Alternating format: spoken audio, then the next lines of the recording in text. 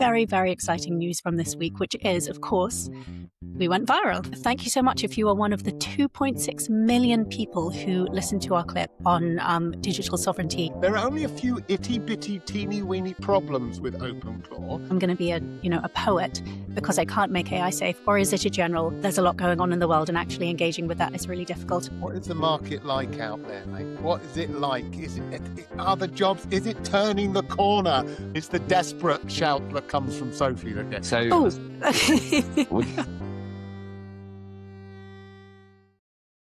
So welcome, everyone. Thank you for joining us for episode 10 of season 2 of the CTO Lens. Good morning, David. How are you?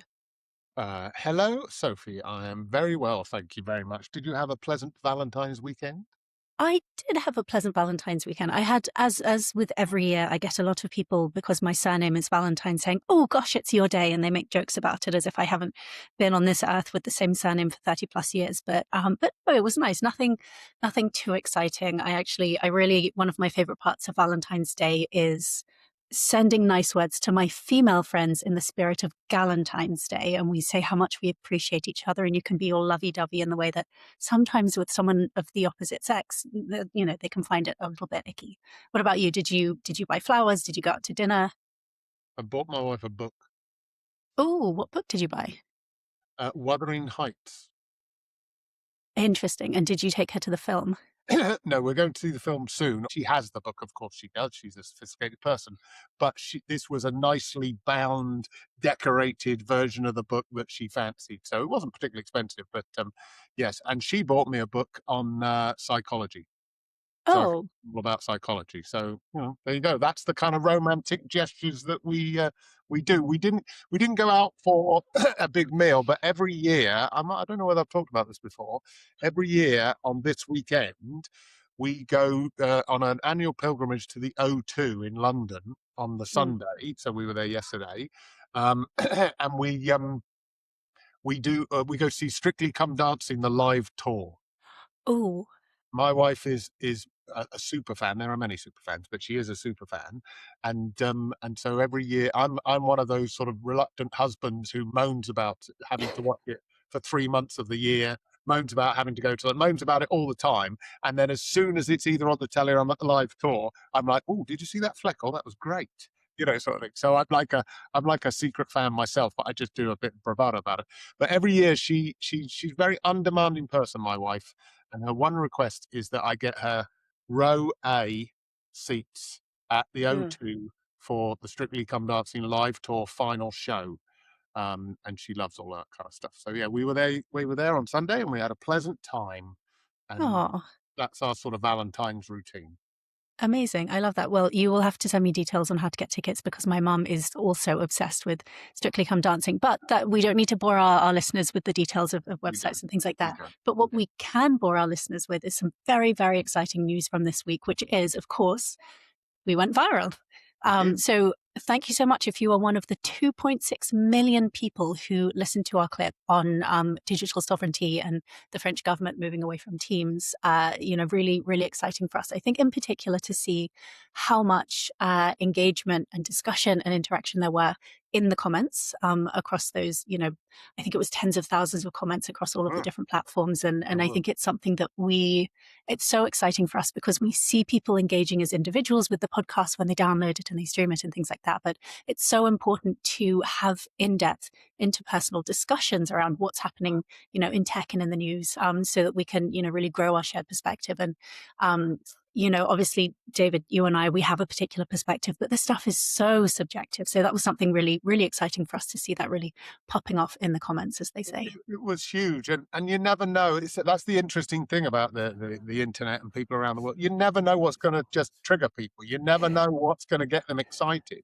So we'll always be searching for those little nuggets that people are interested in, which is, I think, why it's good that we cover a wide array of things. And digital sovereignty obviously just triggered a lot of people, and I think that's why we were talking about it in the first place. It's something that's on people's agenda. So yeah, it was great to get such engagement. Hopefully that will transfer into regular listeners who will get more nuggets and will go more viral.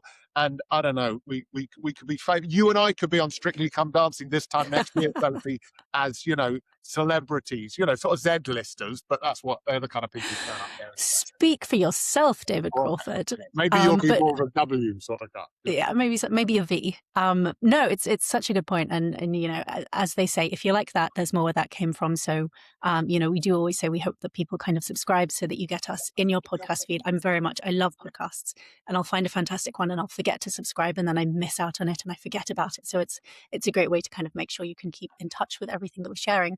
And of course, if you enjoyed that content, if you enjoy our content in general, do make sure that you come along to our events. We've got several events live coming up across the coming months. You can find that on our website. And that goes back to the community piece. A really big part of what people tend to enjoy at our events, it's not only listening to experts on panels sharing their insights that you really can't find anywhere else, but it's those peer level discussions with equally excellent people who can bring a different perspective. They can challenge each other. They can share insights. And we do see people forming really fantastic relationships at our events and coming back time and again and reconnecting with those contacts. So hop over to our website and make sure you sign up, because they do fill up really, really quickly. Onto the news. So breaking news from the past, I think this morning or late last evening, we have some updates on a UK online safety bill.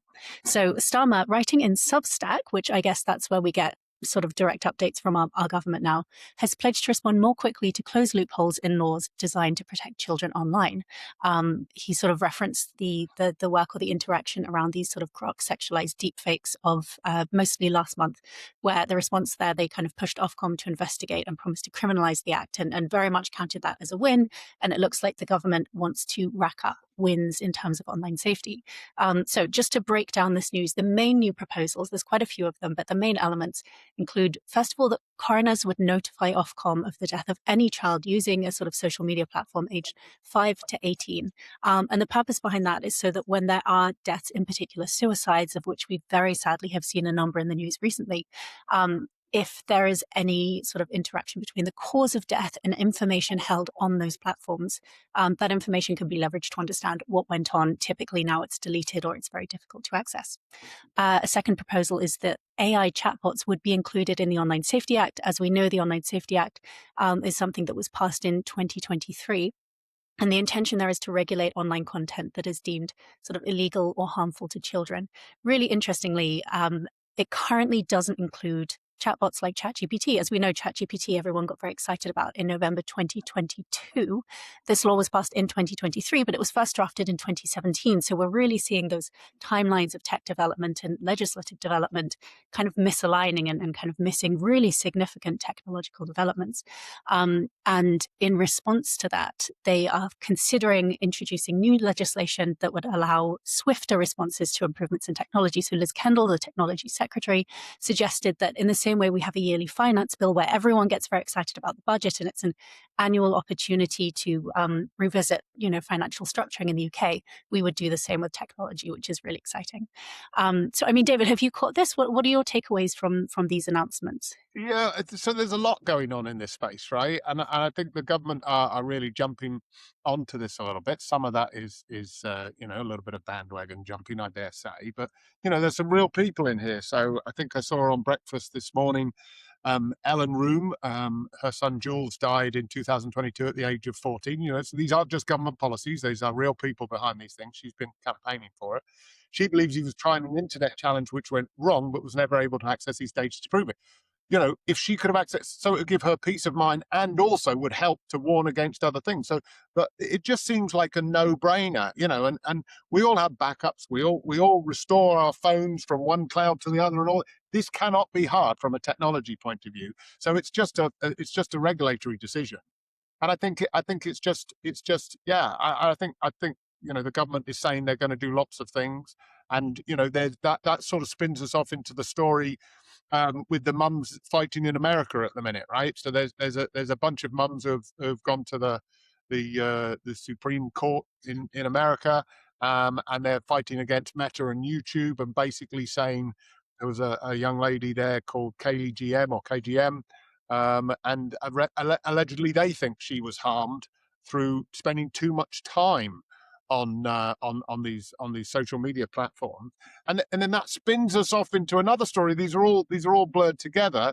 That the Instagram boss, or one of them, Adam Mosseri, was he was testifying at a landmark trial in Los Angeles last week. And I mean, these are all sound bites. Of course, there was lots of discussion, but the sound bite that caught him was this young girl, KGM, was apparently spent 16 hours on Instagram social media platforms. That was her biggest sort of consumption in one day.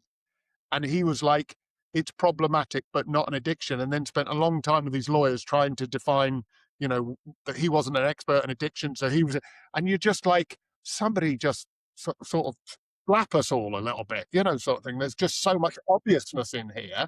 And we just keep hearing, ever since a month or two ago when Australia said, well, we're banning it, we're doing it. And now everybody is like creeping. I'm just like, get on with it. Just get on with it. We just need to lock all this down, protect our minors, do a better job of parenting, both as parents and as a government. Yeah, absolutely. As you say, it's vastly interconnected, and that was actually a quote from Starmer in his Substack article. He said he wants to crack down on the addictive elements of social media, stop the autoplay, the never-ending scrolling that keeps our children hooked on their screens. And if that means a fight with the big social media companies, then bring it on. And as you say, that is exactly what we're seeing in this this kind of landmark case in LA. That's, as you say, KGM against Meta and Google. And it's really difficult, right? Like we do have clinical definitions of addiction. I don't know if you know this. The clinical definition of addiction is that a person continues to pursue a behavior even though it causes them harm. And that's very much something that KGM is alleging here, that these kind of addictive algorithms developed by these companies led her to experience harm. And obviously the kind of the defense against that, that these, your Meta and your Google are arguing, is that yes, there was harm, but it wasn't due to these companies. But we are starting to see evidence coming out. This, we'll see news and kind of snippets coming out of this case in the coming sort of 5-6 weeks. But we're starting to see little pieces of evidence. One that caught my eye was a 2015 internal email by Mark Zuckerberg, asking that time spent on the platforms, kind of owned by Meta, increased by 12%. And that was an internal business goal. And so that very much sounds as though they're looking to increase it. And we're kind of hearing bits coming out about, decisions made and reversed, and kind of the internal almost turmoil of decision-making in these companies about, well, we can grow the company, but what are the risks associated with that growth that can harm users and particularly young users? So I think it's going to be really interesting to see more tidbits come out from those trials in coming weeks. And yeah, I think we're probably very lucky to be able to see those tidbits because, of course, Snapchat and TikTok, who are originally involved in the trial, they both reached settlements ahead of the trial, which ostensibly is so that they weren't forced to reveal all of this kind of internal information about algorithm development and internal goals during the trial itself. So we have a new agent tool. David, have you been using OpenClaw? I haven't, but I am looking for a new executive assistant type tool. I've only ever once had a proper EAPA, and she was absolutely lovely, but she was so ruthlessly protective of my time that I was wondering why nobody ever came and spoke to me. It was because they couldn't really get in my diary, because she was like a little overprotective in places. But she did a cracking job, and I enjoyed her. But actually, there's so many tools. I'm pretty self-sufficient. You could do it, Right. but I need help with my diaries. I'm fractional, as you know, which means I run about 4 different diaries. I can combine them together. I just need somebody to take all this pain away from me, right? When I'm working. A bot can sort out when I'm available, right? And if we're saying that OpenClaw is the bot for me, well, bring it on. I'll have it. I mean, well, as you say, it might be the bot for you, and we're starting to hear reviews come in, or we're starting to understand kind of further details about whether or not this is the bot for you. So, I mean, there was one user quote that said, ClaudeBot. So there are a couple of different names. So OpenClaw, Maltbot, and ClaudeBot. They're basically all the same thing. Used to be ClaudeBot, but Anthropic made them change it because it was too close to Claude, which I think is reasonable. One quote was, ClaudeBot is like an Apple product. When it runs, it's like magic until it doesn't. I had a friend who was working on developing an agentic AI, and we tried to get it to book some flights for me, and it got stuck. I think Skyscanner had a click here for 3 seconds kind of capture type thing, and it got stuck. It couldn't do it. So I think there are holes, but I think one big question here is that in my diary, there are lots of private things. And, if I'm sharing logins and stuff like that, my diary is connected to my email, is connected to, payment systems, all of these different things. And there was something that came out in the news that researchers have actually found hundreds of exposed multibot. Again, it's a different name for the same thing, instances. And you'll like this. This included API keys, private messages, the ability to send messages as the user, and root shell access, which is a little bit terrifying when you hear that. And it's similar to, we had a number of months ago that if you share, depending on your settings, if you share your ChatGPT conversation with someone else, you can actually access it through Google. Anyone can access it. So I think definitely privacy and security is going to be a concern as we start seeing these tools evolve and kind of broaden in their adoption. So one of the quotes I saw was from Computer World's Stephen Vaughan Nichols, and he said, "There are only a few itty-bitty, teeny-weeny problems with OpenClaw. To do useful things like reserving your hotel room, getting your pizza delivered, or cleaning up your email box, it needs your name, password, credit card number, and all the other things any crook also wants." And I'm like, yeah, that's the challenge, right? Now, I don't know. I've been around a while, before the internet really became a huge, great thing. And it was one of the initial questions that people asked. They were like, right, why would I put my credit card details into the internet that I'm just going to get ripped off? And the analogy I gave, and we're talking a good 30 years ago here, Sophie, right? The analogy I gave is when you go to your local restaurant and you hand over your credit card and they go away, this is before you were even born, right, Sophie? And they go with a machine, they would just go and take a physical reading off the top of the little indented digits on your credit card. This is before the machines existed, right? And there was nothing stopping them doing that 5, 6, 7, 8 times. And then when you left the restaurant, writing out, credit card receipts in your name sort of thing. The crooks are always there. We shouldn't let that hold us back. We should just try and find ways of using this good technology, but with protection from the crooks. We got to find a way forward. We shouldn't be scared. We should just be diligent and make sure that we're doing things properly, is my view. Mm-hmm. Absolutely, totally agree with you. And hopefully there is an opportunity for OpenClaw to have that sort of further support and further investment, because the founder of OpenClaw, Moltbot, Claudebot, whatever you want to call it, Peter Steinerberger, has now joined OpenAI. And he's there to drive the next generation of personal agents. And OpenAI has said that OpenClaw will live on as an open source project and it'll be supported by OpenAI. So hopefully some good investment to help kind of move forward that use case, improve the ability to have these tools be impactful while ensuring security and privacy as well. Well, he's definitely going to get support, isn't he? He's definitely going to get the might of OpenAI behind him and all that kind of stuff. The same cannot be said of Rinat Sharma. Now, do you know who he is? I think he was he's in the news because he's at Anthropic. He was at Anthropic, and he has left, and he made a statement about leaving. Am I thinking about the right person? You are. He's saying the world isn't. So he was an AI safety researcher.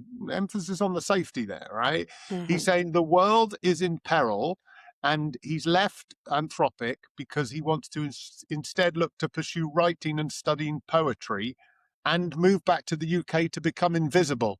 I mean, if you come on this podcast, you won't be invisible. But I think that this is interesting. He basically sort of saying he doesn't, the thing he was there to do, which was to make AI, good, have some guardrails and stuff. It's just clearly not happening in his view, and obviously doesn't feel able to move forward on that. So that's really quite worrying. And so another guy joins AI to do OpenAI to do great things.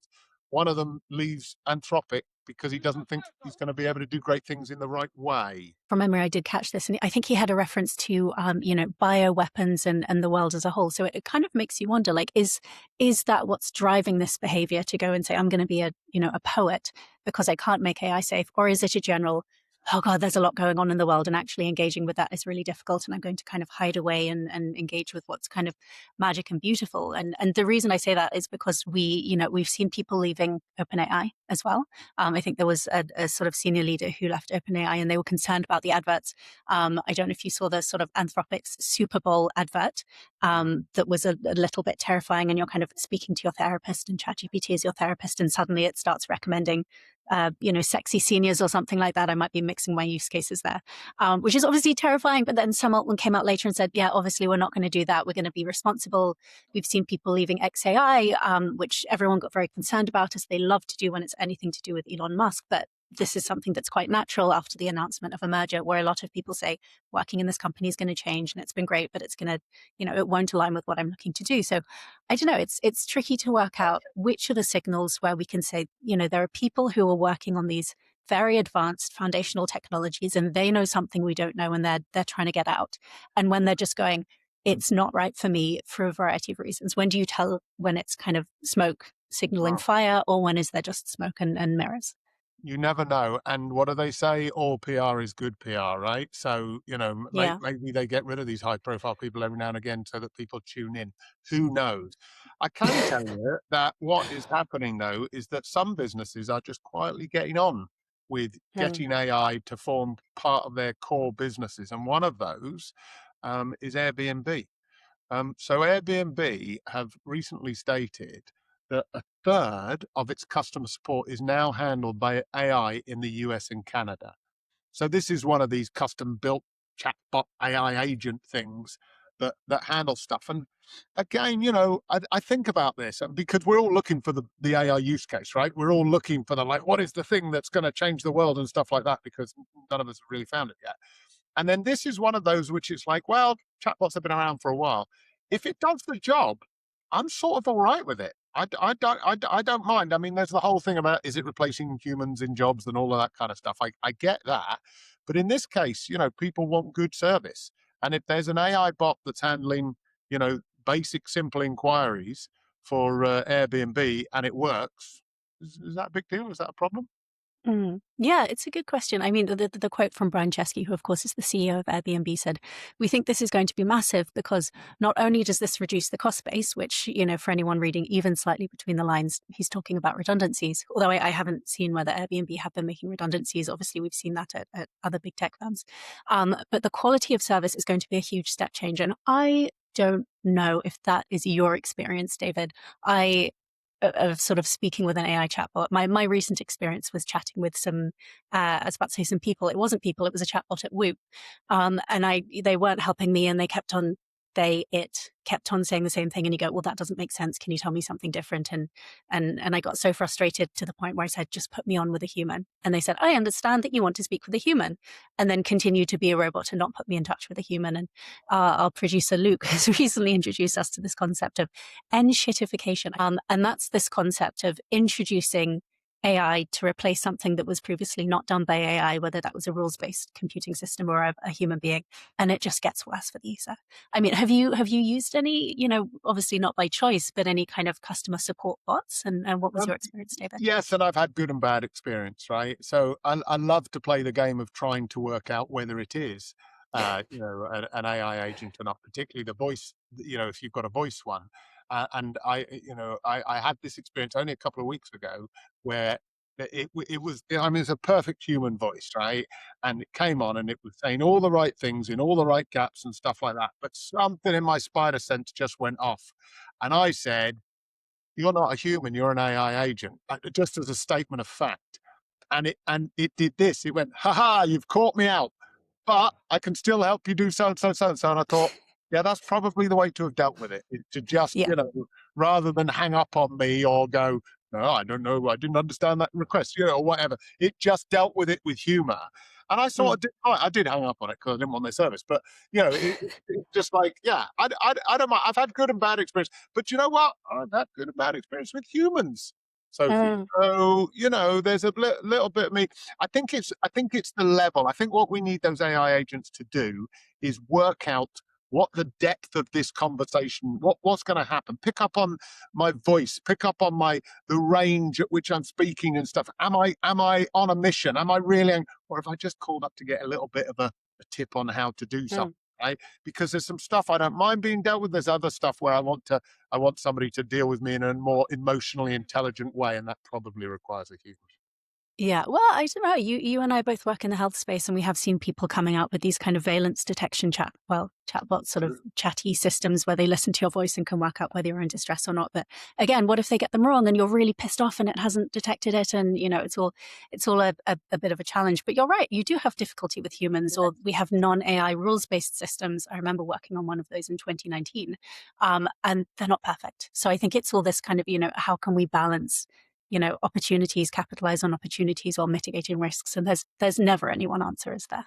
No, there isn't. There isn't. But on this whole AI is doing everything now, right? It's not true yet. But I spotted at the bottom of this story, which was on TechCrunch, that associated with what we're talking about, that Spotify had told investors that its best developers, don't know what that means for its worst developers, but its best developers hadn't written a single line of code since December, thanks to AI. Now, when I read that, I'm like, yeah, I'm all right with that for Spotify because it's a music listening platform. If it glitches or blips or does something weird, they'll fix it. It's not, nobody died, stuff. But then to your point about healthcare or, financial banks and services and stuff like that, it's like, yeah, I'm just not sure. I want everything to be written in AI. Maybe AI tools helping you, getting you there, but everything, I'm a little scared about that. It's really interesting, actually, that you mentioned that. If your best developers haven't written any code, what happens to them? Do they stick? They're probably quite expensive, I imagine. Could you replace them with some really fantastic prompt engineers? It's a lot of complexity coming out of that. Yeah, well, there you go. There you go. Anyway, that was the week of news that we picked up on. I wonder which one of those will go viral, Sophie. I wonder which one we'll get an opinion on. We'll have to see. But thanks very much for taking us through the news this week, Sophie. Jon Sheehan, as I live and breathe. I don't think you realise how nerve-wracking this is. Do you know that? It's not nerve-wracking. You're in Surely safe hands. not. Buddy. You're in safe hands. I get. We're very nice. But Sophie and David, you are sort of like, you've done a few of these, and I thought sort of like it was usual. I had that chat with David, and then also had a chat with Luke, and it's like, yeah, it seems a good idea, and then, oh no, but I'm sure it'll be fine. You're here. You're here. We'll go gently. Jon and I have known each other for a while. And I can't remember how long, Jon. I'm thinking it must be getting on for 10 years. I'm not sure, but it's 2015. Right? I looked on our notes on our database today. Well done. 2015, mate. That is superb. And you've got a database with notes that go back that long. Well done, you. Well done. I just chuck my books away every time I finish them. And they're gone. But it must mean that we kept in touch, Jon, because you make it into each annual book sort of thing. And Jon is I'll let you introduce yourself properly, Jon. I don't want to do you a disservice by saying what you are and what your skill sets are. But nonetheless, we bumped into each other. You've provided, in various roles I've had, you've provided me with some great team members of different shapes and sizes to enable me to sort of work my magic, or rather get them to work their magic and me take the credit for it. So, that's worked well. But we hit it off a long time ago, and we meet up still every now and again, even if we haven't got any business to conduct. And I think that's a good sign of a good relationship. But let's get you to introduce yourself, Jon, and then we'll ask you some questions and get into Okay. Yeah. Hi guys. So I'm Jon Sheehan. I am co-founder of Burns Sheehan. We are a technology recruitment consultancy with offices in London and Manchester. And next month we are 22 years old as a business. So we've gone through, it's gone through quite a few changes over the years, I'd say. We are very proud. We've been part of a journey to a number of really successful tech-led businesses in the UK. I think it's also added to it a bit like what David was saying. I feel quite proud of a lot of us at Burns Sheehan, where we've been actually in a lot of people's careers since actually even early careers. And I've been doing this now for 28 years. So you can imagine that I've seen people where, when I did sort of lower level recruitment, gone into those, second jobbers and stuff like that. And now they're sitting there as CTOs, CPOs, CEOs of really good companies. And what I kind of, you lot got me thinking about it. I think what I'm really quite pleased with this about is sometimes a little bit our forward thinking. It was 2012 we did our first ever event, and I don't think many people were even contemplating events then. Best thing I think we ever did, went down that route to get closer to our communities. And then from there, we've done all those things like our annual market report, our salary surveys. We carry on with our tech events, but actually, probably in context of this, the last 3 years we've been doing round tables, and that's around people in senior leadership roles or people looking to get into senior leadership roles. So much smaller amount of people in there, but when you've got people of the same level virtually, then it becomes a very close-knit bunch and better conversations as well. So is that Plus you usually get a free meal out of it as well, don't you, Jon? You get free meal, maybe even free wine sometimes. Yeah, exactly. So listen, Jon, we want to dig in a little bit to what makes up a recruiter, but we've never had a recruiter on the podcast. In actual fact, we generally don't have recruiters at the events we run. You know, you've run your own events. You know, it can be a little bit like sort of all recruiters. What's their agenda? Why are they here? They're going to pitch some people. Are they going to? So, you know, basically, we thought it would be great to get a recruiter's perspective on this. And our audience is largely technology leaders or wannabe technology leaders or people trying to find out about what makes a technology leader tick. So we're definitely going to ask you some questions about what you think the modern technology leader looks like from a recruitment perspective. But before we do that, you said you've been going at Burns Sheehan for a while.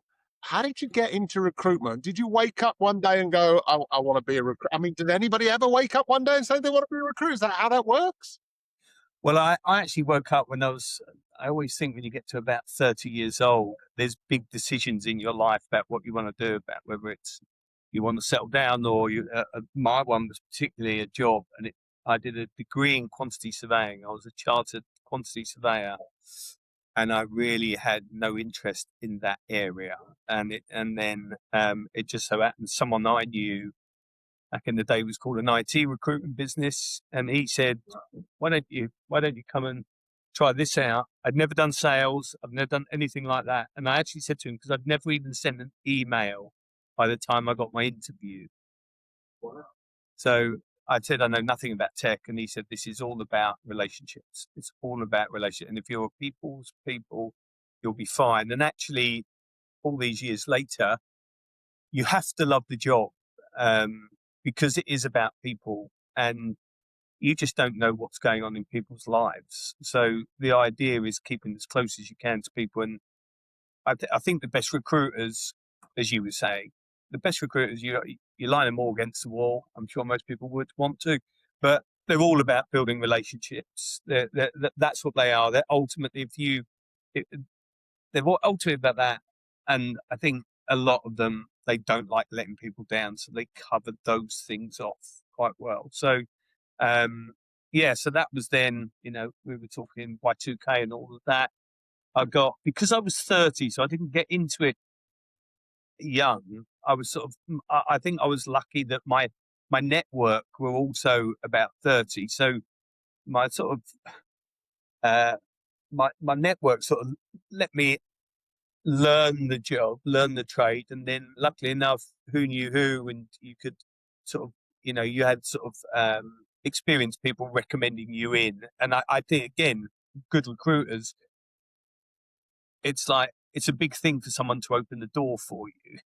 And then it's actually, right, what do you do? Because you feel like, I don't want to let myself down, but I don't want to let that person down who's just opened that door for me. So I think that thing sort of bodes well for it. So that's how I got into it. Started working there. 3 years later, a certain Sean Burns started to work with us. He'd just got to 30 and was a teacher and was looking to get out of teaching and professional rugby. We had mates who knew each other. I had a cup of coffee with Burnsy and then got my boss to offer him a job. And then we worked together there for 3 years. And then we set up Burns Sheehan in March. And the rest is history. The rest is history. Right. Yeah, incredible. Yeah. And Jon, as you say, you've been going for a few years, having kind of having started and evolved in your career. And has it really changed your role and your position? I mean, one thing that comes to mind is we hear a lot about AI and technology nowadays, and we hear about people preparing their CVs using AI and companies using AI to screen CVs that are sent in through them. I mean, has technology and the evolution of technology changed your role in particular, or what are the big changes that you've seen in that time? Yeah, so there's a lot of big changes, because obviously when I got into it, there was no LinkedIn.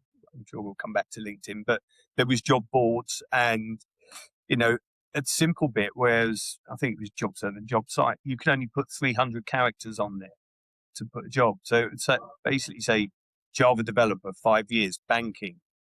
There you go. And you went through that, and then that built. Then obviously LinkedIn. I think it has changed, because whatever we do, AI is affecting everything we do.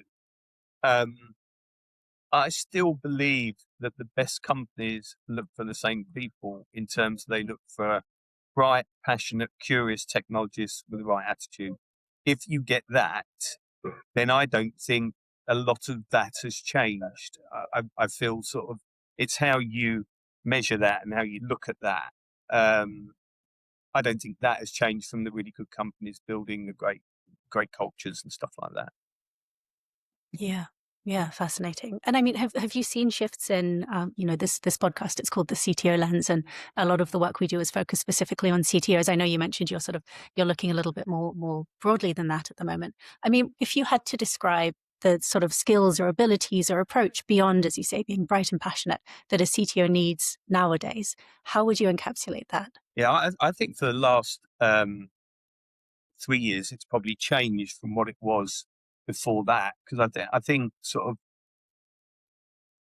previous to that, people were looking for, you had a lot of scale up. So a lot of people were like, have you managed growth? We want growth and everything around growth. And that, I think almost there was like this CTOs was sort of, right, they were looking after the technology and growing that team as the rest of the business grew and did what they were trying to do. I think in the last sort of 3 years, I think we're looking at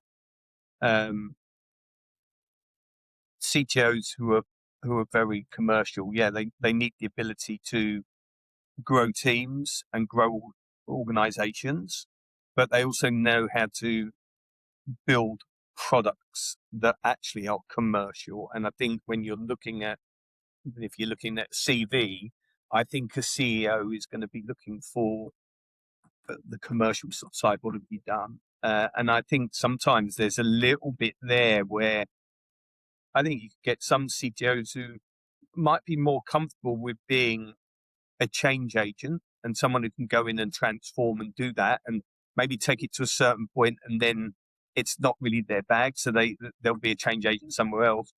Or you're looking at a CTO where a CEO might be looking for, is this a long-term leader in my business? And I think some of those, again, if you look at the really good companies, I don't think they're looking for that person just as a CTO for the rest of their career. I think they're looking at, could they be our COO? Could they be our CEO? Is there succession planning around that? I think depending on what that company is looking for, it's how they see that CTO. So that's really interesting, Jon, right? It's just, like Sophie said, we tend to focus on the CTO role, but actually it could be anything, right? CTO, COO, CIO, or it morphs a little bit. Yeah. And how do you position yourself, right? Let's just go with a technology leader, right? I'm a technology leader. I've got a bunch of experience through a particular couple of industries or a particular skill set or whatever, right? How do I position myself, right? How do in this busy market? How do I find the blooming jobs? I mean, that's your whole life, is to find people like me work. How do I help you do that? Because that's what I think our audience will want to know. I mean, you're not the only recruiter I talk to. I mean, you're the only one I love, but you're not the only recruiter I talk to, Jon, right? And when I'm trying to position myself, I sort of go wherever who's engaged in me. Is that right? Am I spreading myself too thin? Should I sell my soul to you? No, I think you need various points of contact. I think as I've probably said to you before, DC, that if I'm talking especially to senior people, I don't have every client, and so therefore I think it's part of understanding being a CTO of what you're looking to do next and how you're looking to do it. I had a very senior product director, one of their very senior leadership team left to become a CEO of the company. And when they were just having a cup of tea with them, they were saying that, this was 2 years in advance. Yes, she was very happy where she was, but she knew that actually the right role might not come up when she chooses to start looking. The right role might come up 3 months, 6 months, 9 months. It just so happened to be 18 months afterward. But she was quite deliberate in building those relationships with the right people in her area to go and do it. And I think you're right to,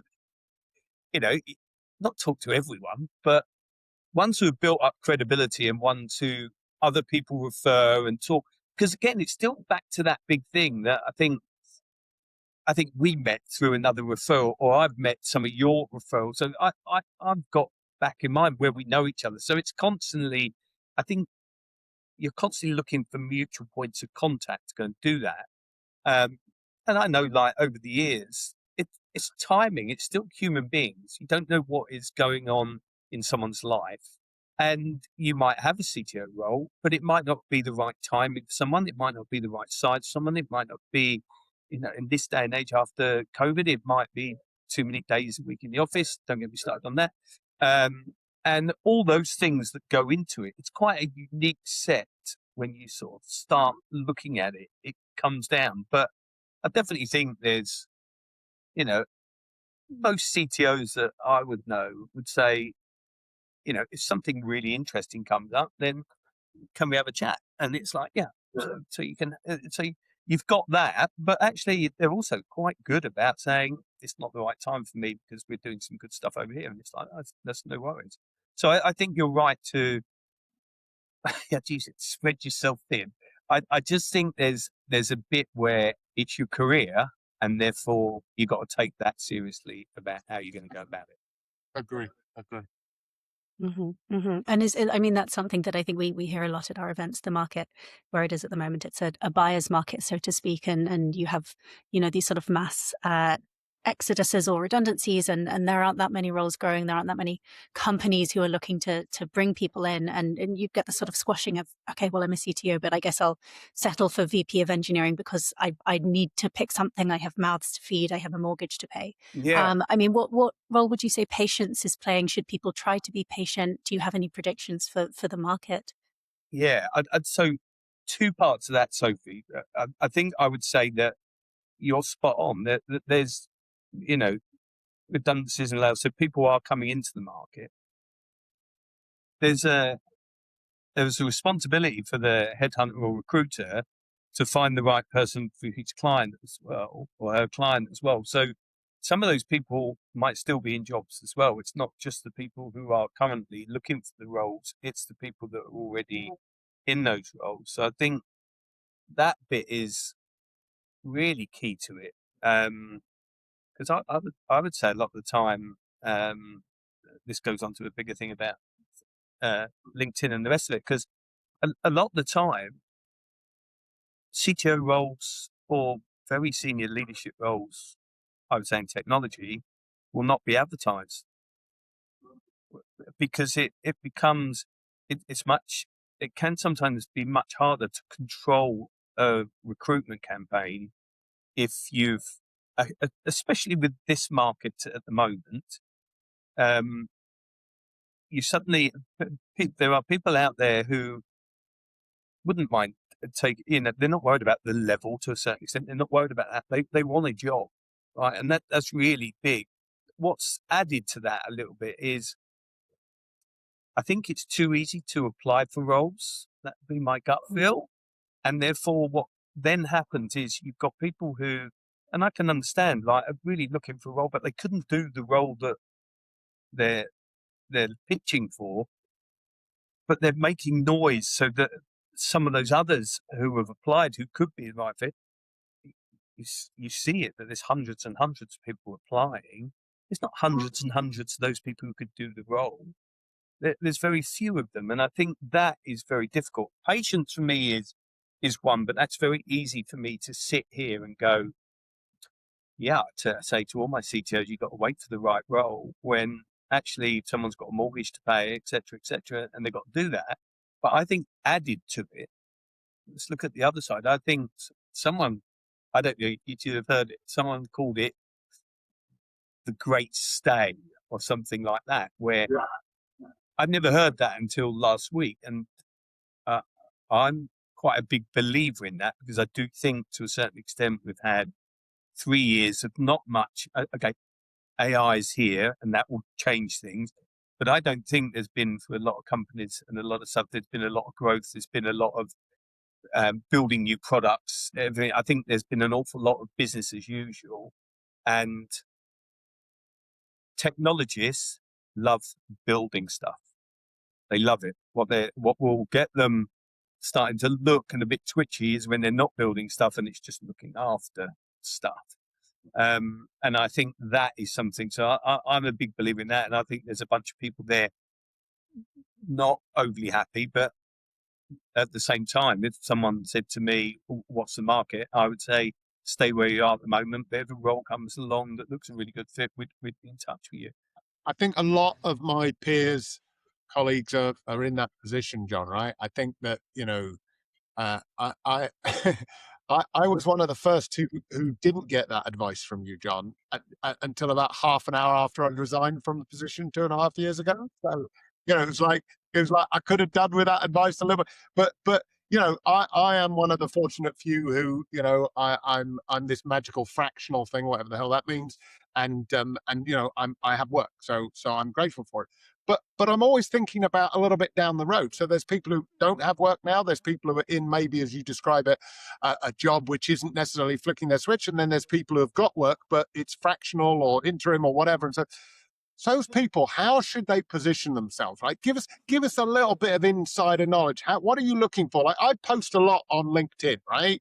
Now, I don't know, maybe it gets an occasional comment and stuff like that. But is it hosting a podcast, appearing on a podcast, turning up at networking events? How do I maintain my profile so that when that job comes along, somebody calls me?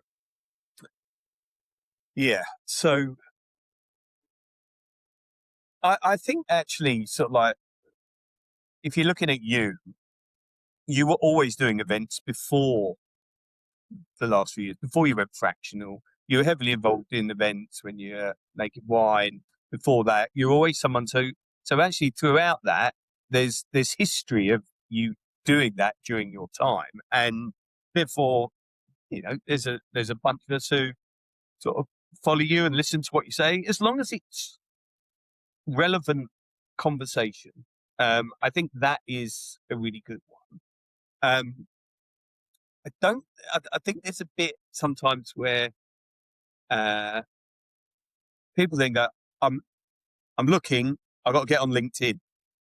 And it's as though, I don't know, it's as though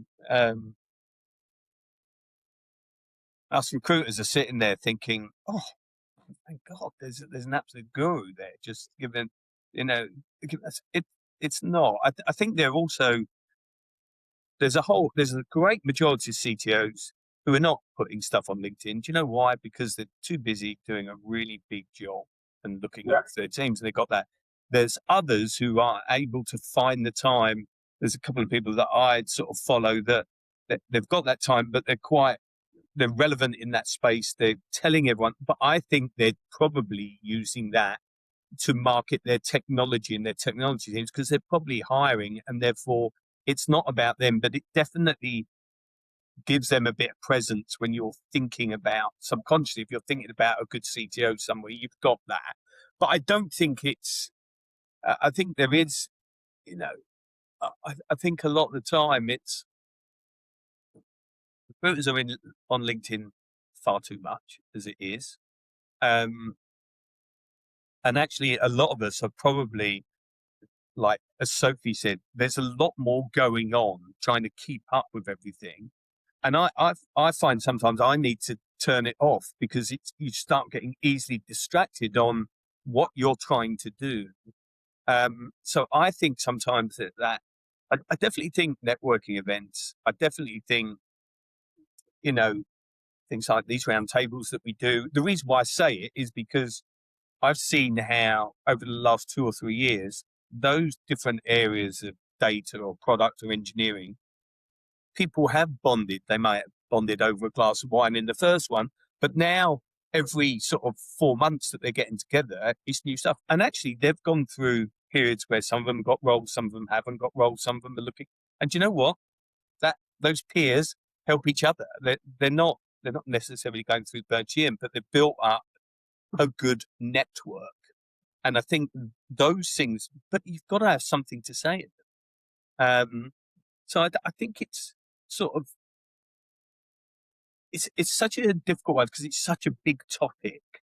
But ultimately, I think you sort of, if I'm looking at CTOs, we would more go after people than advertise, or even, but actually, if I looked at someone's profile and they had some really relevant things that they've done on there, and blogs and posts and podcasts and stuff like that, I'd be interested because that's part of the sell, saying to the CEO, have a look at this. That they're obviously quite passionate about this area. I've got opinions. I can communicate. There's different things about it. I think, Jon, there's an opportunity for you here to create a LinkedIn badge which is approved by Jon Sheehan. I think that would be a nice little badge, for content creators. Content approved by Jon Sheehan. I'll take the first badge. Yeah, Number 2, please. We're doing this. We're doing this here, but any good seasoned recruiter worth their salt, he or she is having lots of conversations every day with people in their networks to see how they are, what's going on, etc., etc., etc. And we all know, like, sometimes you're very happy in something until someone throws you a curveball and says, "What about this one?" And it's like, oh, I never even thought about that. Yeah, that ticks all the boxes for me. So I think that is what a lot of good people do. You go out and meet people. I remember 2015, DC, when we met for a coffee at Waterloo Station, and it must have been you were very happy at Sky for years and years. And you told me I was the first recruiter you'd met in 7 years. It's like, one thing for me was I was always big on meeting people and always have been. So it's just like, there is that bond where you meet people. I think it's much harder when we're over VC or even over a phone. When you grab a coffee with someone, have a cup of tea with someone, all of that helps a little bit because you've got that extra time with that person. Does that resonate with you, Sophie? You're out there a little bit now, ducking and diving a bit, right? Is that are you meeting lots of recruiters? What are you doing? Yeah, meeting some recruiters. I think I've found similar to what you're saying, Jon, the kind of long-term building relationships with companies, getting to know them, offering value, and then often they'll come directly to you. But it's maybe to do with the size of company that I'm working with. Often they'll say, we don't really have it in the budget right now. And so that's something that any one person can bear in mind. If I like the really teeny tiny startups, then maybe building relationships with recruiters isn't the right place. But if you're looking for something a little bit more substantial, then maybe it is. Yeah, and also there's not just the recruiters. There's a lot of really good internal talent people who are seasoned recruiters, and I think always just keep in touch with those people because you don't know where they're going to be tomorrow. You don't know what's going on there. So I think our world's changed. I think it was up to last year or the year before, average tenure in technology in a role was something like 2 years, and contract was about 20 months, right? Now that has probably gone out. But if you think about people in technology companies that are going 2 years, people move around more. And therefore, I think some of it is just little points of keeping in contact with it. It doesn't have to be every month, it doesn't have to be every week, but every few months, there's nothing wrong to just do it. And actually, it's quite easy when They don't answer the phone, and you just send them a cheeky WhatsApp message. But I do think there's a bit where, I never think David is not answering because he's ignoring me. I think he isn't answering me because he's too busy. I never think he's ghosting me or anything else. And so therefore it's sort of like, right, he's busy. So I'll give it another week and then I'll call him again and stuff like that. But I think it's easier sometimes to talk to people when they are in more leadership roles because they're more confident about what they've done to date, so they can have a better conversation with you about whether it suits them or not. And it's like, right, that's fine. Don't worry about it. So listen, Jon, let's wrap this up with the burning question that all of our listeners will want to know. Okay. That every recruiter must be fed up of getting asked, which is, what is the market like out there, mate? What is it like? Are the jobs, is it turning the corner that we've been looking for the last little while, or is it all still very dry? Yeah. I would say it's still, so a lot of people call it challenging from your side. I think it's actually, it's obviously more challenging than it was 3 years ago, but also to a certain extent with 3 years ago, when you got to offer stage, not in terms of big CTOs or those sort of roles, but actually even the next stage down, people had 2 or 3 offers on the table or 4 offers. So you're only 20% over the line from us as a broker getting over the line. This is quite an efficient market where if you've got the roles, then you're probably going to make the placements. That being said, I still think, like, look at the data we've done, there's an awful lot of people who have had more than one offer. So even when you think you've headhunted someone, they might just take a peek somewhere else or might just open it up to the network, say, actually, I could be looking. But my gut feel is, don't think for 1 minute LinkedIn is your only answer to whether the market is busy or not. I think there's other ways of looking at that. And I definitely think conversation is the best one because you get a bit more of a feel for the market about what's going on. And again, I still go back to you guys as leaders. I don't think those jobs always see the light of day. I think that's the point. So don't think that's the one thing to go to. I think build your network. Perfect. Great advice. Thank you, Jon. It's been such a pleasure having you on. Thank you for sharing all of your wonderful insights. I know our listener base is really going to appreciate knowing, not only where the market's going, but what opportunities they have and where they can be looking and where they can be building relationships. So thank you so much for joining us and for all of your insights. Oh, thanks, guys. I've really, really enjoyed it now. You're enjoying it now, but only because you were scared that I would tell some anecdotes. And I haven't done. I've been very, very good, Jon. I've been very, very calm and restrained. Look, I've even had notes on the side that I didn't need to go to. So it's like, that's all part of the conversation. That's how Sophie and I make you feel. Come in, have a chat. We'll get it off your chest. Tell us about the world. So it was brilliant, Jon. Thanks for joining us. Cheers, and keep on keeping on with the recruiting, mate.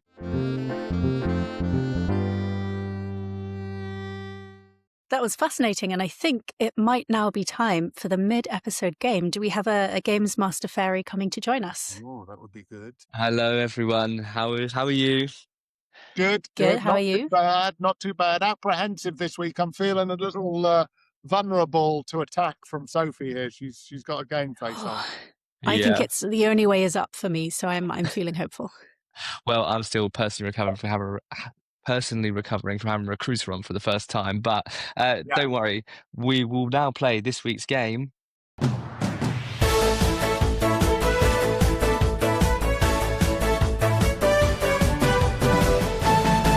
The CTO Winter Olympics. So, Sophie, David, this week the CTO Lens, the viral CTO Lens podcast, takes on the Winter Olympics. We're keeping it themed, we're keeping it topical, and I designed this all myself. So, Nice, The aim of Amazing. so what is coming up is a selection of mashed up words. So I have combined some famous tech companies with some famous Winter Olympic sports.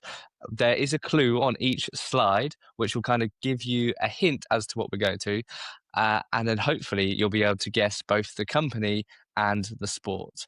They are Got it. relatively simple, so I'm hoping that you'll both know all of the sports. And obviously, you've been watching the Winter Olympics, so you're big avid fans now. Yes, Yeah, definitely absolutely. been watching it. Liking the fact that Team GB three goals could be more now. By the time this comes out, don't know, but 3 goals at the time of recording. Very impressed by that. Right, Very so cool. today we're playing for gold. So let's see who's going to take gold in the first question. Here we go. This is the first one. It should be nice and Are we obvious. hands upping? What are we doing? Oh, yeah. I prefer the shouting out. I think it makes it a Okay, little bit Shout out, more okay. shouting out. edgy. It's the desperate shout that comes from Sophie that gets So- me. Oh, We- sorry.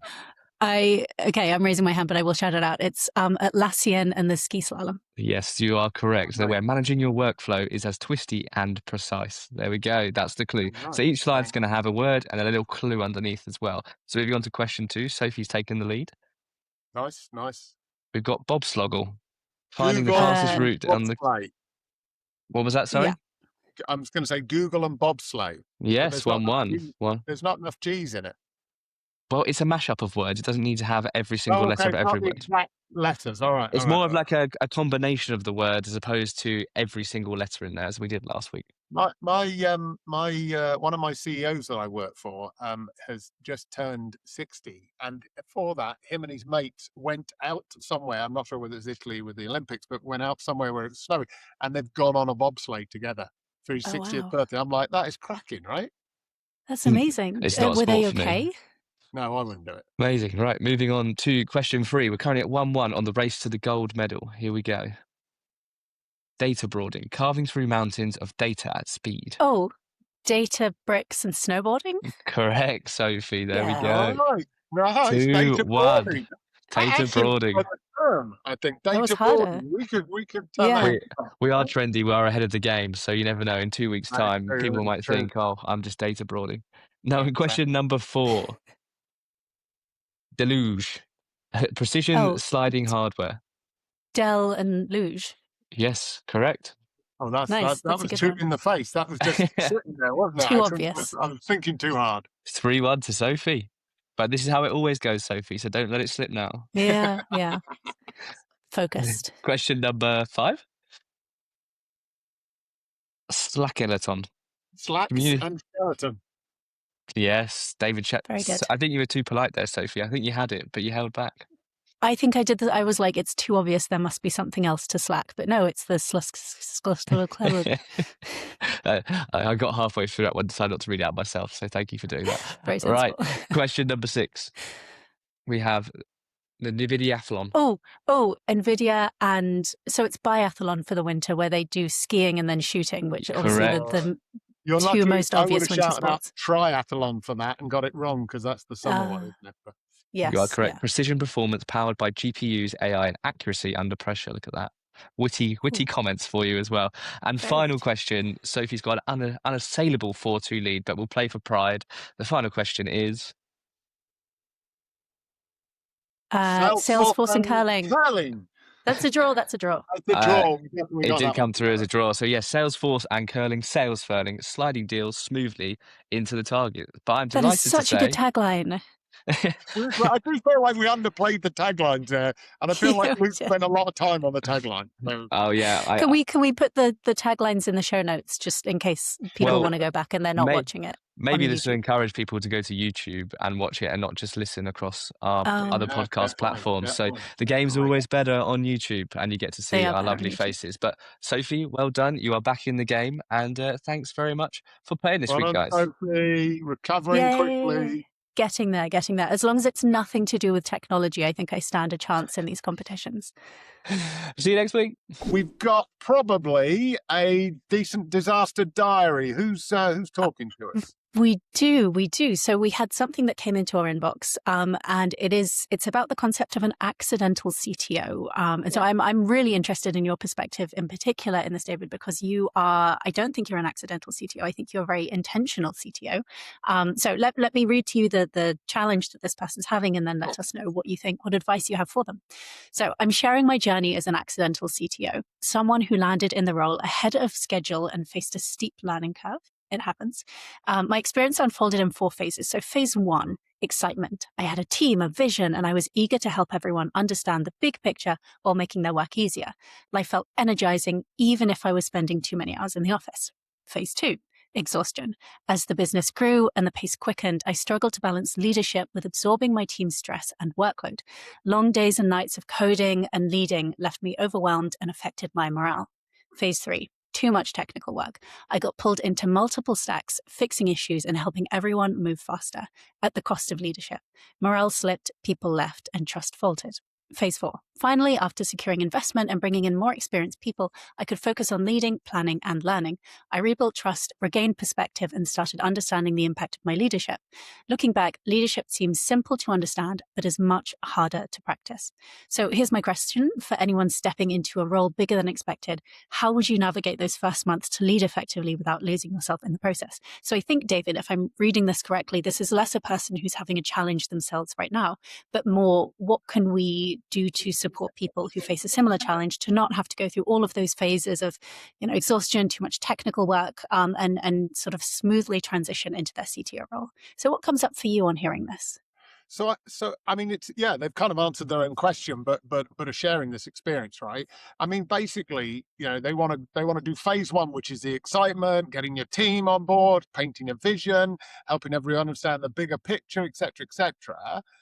And that often involves a little bit of overwork and overinvestment at the start. You want to skip phase 2, which is exhaustion, because you didn't structure your team properly and because actually you're just trying to be all things to all people. You want to skip phase 3, which is too much technical work, because you misunderstood that your elevation to the next level, to the C-suite, means that you're all about strategy, building the team, unblocking it. You're not about doing the actual work, right?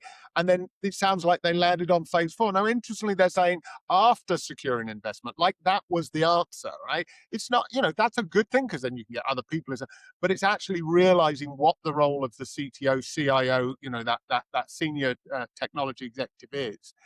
It's not about doing. And I often have this situation when I start with a new team.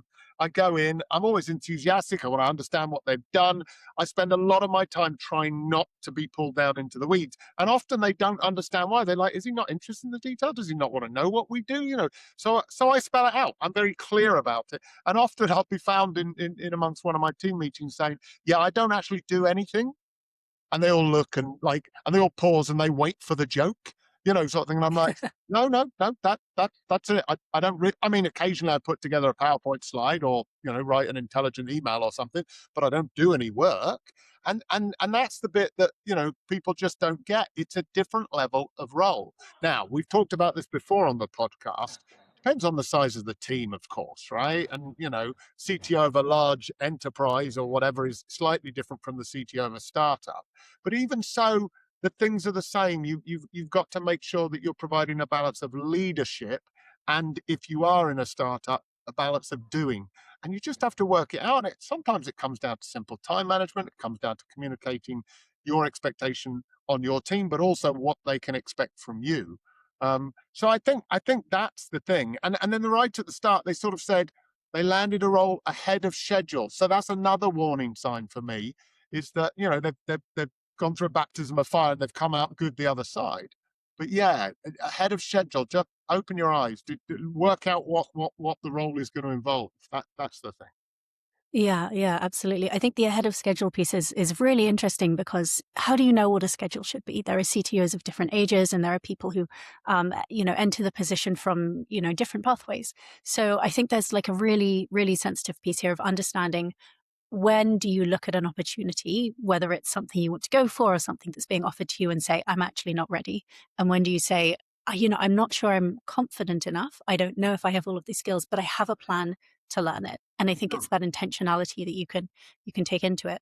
I think the phase 1, that sort of excitement is really, really interesting. Often I try to check myself in work. If I'm in a role where everything's fun and exciting, and I'm almost, when I'm not nervous or worried about something, that's almost my signal to say, am I missing something? Should I be thinking about what's happening around the corner? And potentially that's an opportunity for anyone who experiences this pathway. If you have your you enter something and you go, well, I was really nervous about it and it felt like it was ahead of schedule, but I'm having a great time.